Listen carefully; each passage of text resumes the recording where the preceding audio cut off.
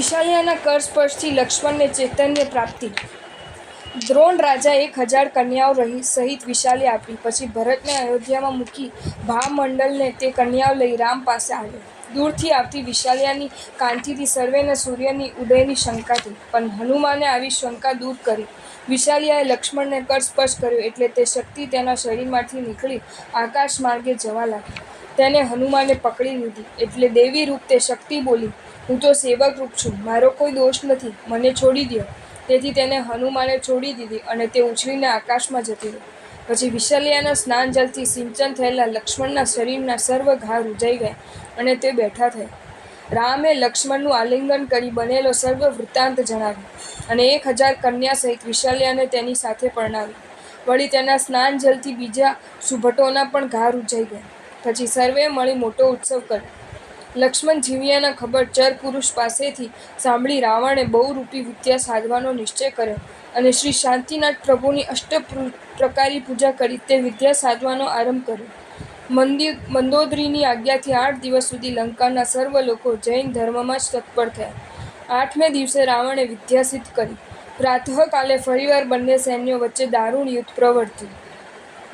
લક્ષ્મણ બીજા સર્વ રાક્ષસોને છોડી સતત રાવણ ઉપર બાણો ફેંકવા લાગ્યો.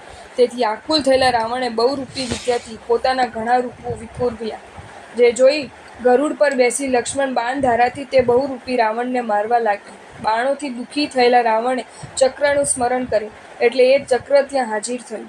તેને ભમાવીને રાવણે લક્ષ્મણ ઉપર મૂક્યું, પણ તે પ્રદક્ષિણા કરીને લક્ષ્મણના હાથમાં આવ્યું. લક્ષ્મણે તે ચક્ર રાવણના વક્ષસ્થળમાં માર્યું. ચક્રના ઘાતથી જેઠ માસની કૃષ્ણ એકાદશીએ પાછલે પહોરે મૃત્યુ પામીને રાવણ ચોથી નરકમાં ગયો.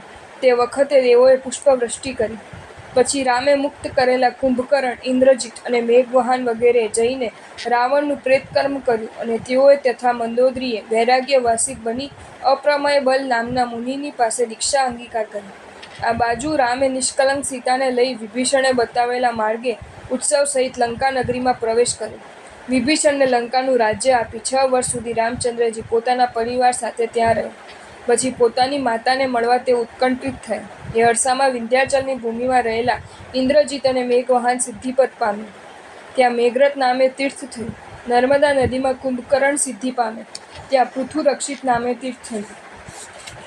શુભ દિવસે સીતા અને લક્ષ્મણ સહિત સુગ્રીવાદિક વડે અનુસરાયેલા રામ પુષ્પક વિમાનમાં બેસી પૃથ્વી ઉપર સ્થાને સ્થાને અનેક આશ્ચર્ય જોતા જોતા અયોધ્યા પાસે આવ્યા. એ ખબર સાંભળી ભરતે શત્રુઘ્નને સાથે લઈ સામા આવી રામના ચરણમાં નમસ્કાર કર્યો. રામ અને લક્ષ્મણે વિનયથી બંધુઓનું આલિંગન કર્યું. પછી તેઓએ અયોધ્યામાં પ્રવેશ કર્યો. પ્રથમ બંને ભાઈઓ માતા પિતાને પગે લાગ્યા. ભરતે થાપણની જેમ રાખેલ અયોધ્યાનું રાજ્ય રામને અર્પણ કરી પોતે દેશભૂષણ નામના મુનિની પાસે પોતાનો પૂર્વ ભવ સાંભળી દીક્ષા લીધી. એક દિવસ ગુરુના મુખથી શ્રી શત્રુંજય ગિરિનો મહિમા સાંભળી 1000 મુનિની સાથે ભરત મુનિને તે તીર્થ ઉપર આવી શ્રી ઋષભદેવ પ્રભુને નમી તેમના ધ્યાનમાં સ્થિર થયા. પ્રાંત તે સર્વ કર્મો ખપાવી કેવલ જ્ઞાન પામી મોક્ષ પામ્યું. રામ લક્ષ્મણે તે સ્થળે આવી યાત્રા ઉદ્ધાર તથા ધ્વજાદિક પુણ્ય કૃત્ય કરી વારંવાર તે મહાતીર્થના મહિમાને પ્રસિદ્ધ કર્યો. સમય જતાં પૂર્વકર્મના ઉદય સીતાએ પોતાના ઉપર ચડેલ આણને અગ્નિ પરીક્ષા દ્વારા દૂર કર્યા. પછી વ્રત લઈ તપસ્યા આચરીને સીતા અચ્યુતેન્દ્ર થયા. હનુમાન પણ પોતાનું રાજ્ય પુત્રને આપી વૈરાગ્યથી દીક્ષા લઈ લાંબો કાળ સમય પાળીને મોક્ષે ગયા. એક વખત ભ્રાતૃસ્નેહની પરીક્ષા કરવા માટે 2 દેવોએ લક્ષ્મણ પાસે આવી રામ મૃત્યુ પામ્યા છે એમ કહ્યું. તે સાંભળી લક્ષ્મણ તત્કાલ ખરેખર મૃત્યુ પામ્યા. તે ખબર સાંભળી રામના પુત્ર લવણ અને અંકુશ દીક્ષા લઈ અનુક્રમે શિવ સંપત્તિને પામ્યા. જટાયુ દેવે કરેલા પ્રતિબોધથી લક્ષ્મણના મૃતકર્ણને કરી રામે અનંગદેવને રાજ્ય આપ્યું અને પોતે શત્રુઘ્ન, સુગ્રીવ તથા વિભીષણ વગેરે 16000 રાજાઓ સાથે દીક્ષા લીધી. વિવિધ અભિગ્રહ કરતા રામ મુનિ વિહાર કરતા કરતા કોટિશિલાએ આવ્યા. ત્યાં કેવલ જ્ઞાન પામ્યા. પછી પંડરીકગિરી વગેરે તીર્થમાં વિહાર કરી તે તીર્થોના પ્રભાવ વિસ્તારી 15000 વર્ષનું શેષ આયુષ્ય પૂર્ણ કરી શ્રી રામ મોક્ષે ગયા. હવે ઇન્દ્રે શ્રી વીર પ્રભુને પ્રણામ કરીને ભક્તિપૂર્વક આ પ્રમાણે વિજ્ઞપ્તિ કરી કે હે સ્વામી, અમારો ઉદ્ધાર કરવા માટે શેત્રુંજય ગિરિના મુખ્ય શિખર સંબંધી વિસ્તારવાળી જે કથા કહી તે સાંભળી હું પવિત્ર થયો છું. તે સિવાય એ ગિરિના 108 શિખરો છે. એમાં આપ 21 શિખરો ઉત્તમ કયા છે. હે પ્રભુ, તે 21 શિખરોમાં પણ જે શિખરનો મહિમા અધિક હોય તે મહિમા સર્વ પ્રાણીઓને પવિત્ર કરવાને માટે હું સાંભળવા ઈચ્છું છું.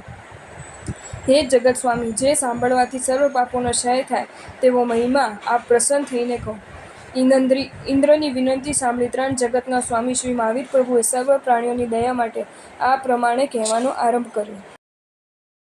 જો તમને આ વિડીયો ગમ્યો હોય તો આ વિડીયોને લાઈક કરો અને મારી ચેનલ જૈન ફેક્ટ્સ એન્ડ સ્ટોરીઝને સબસ્ક્રાઈબ કરો. ધન્યવાદ.